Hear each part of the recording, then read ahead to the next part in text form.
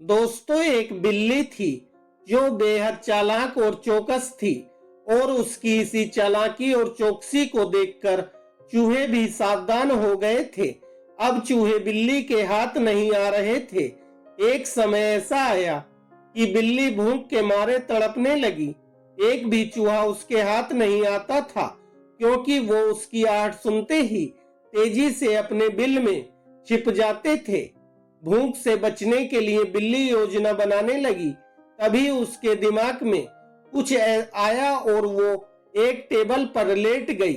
उसने सभी चूहों को यह सोचने पर मजबूर कर दिया कि वो मर चुकी है। सारे चूहे बिल्ली को ऐसा लेटा हुआ अपने बिल से ही देख रहे थे। उन्हें पता था कि बिल्ली बहुत चालाक है, इसलिए उनमें से कोई भी चूहा अपने बिल से बाहर नहीं आया। लेकिन बिल्ली भी हार मानने वालों में से नहीं थी।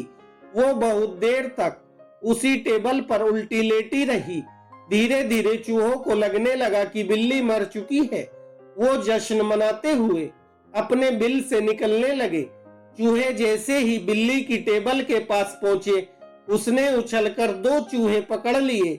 इस तरह बिल्ली ने इस बार तो अपने पेट को भर लिया, लेकिन चूहे अब और भी ज्यादा सतर्क हो गए।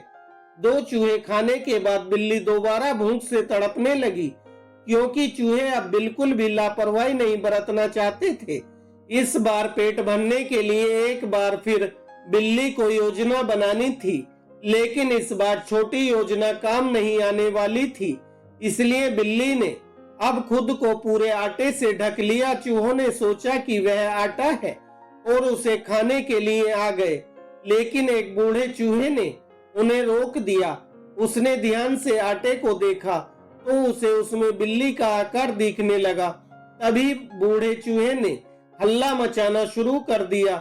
उसने कहा, सब अपने अपने बिलों में चले जाओ, यहाँ आटे में बिल्ली छुपी हुई है। बूढ़े चूहे की बात सुनकर सारे चूहे अपने अपने बिलों में चले गए।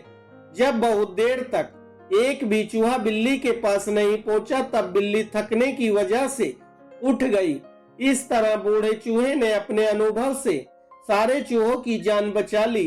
दोस्तों, इस कहानी से हमें यह सीख मिलती है कि दिमाग का इस्तेमाल करके धोखे से बचा जा सकता है।